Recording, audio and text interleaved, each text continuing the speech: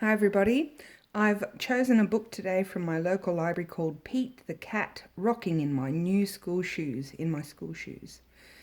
This book is a series book about Pete the Cat, and in this one Pete discovers all the places that you can go when you're at school.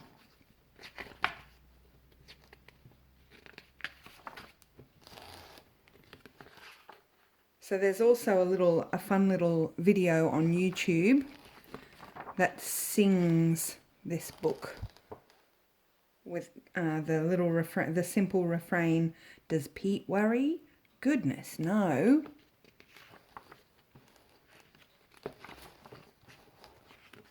A different way to approach looking at the places you will go when you visit school or when you start school. A good opportunity to discuss what will be the same and what would be different in their school.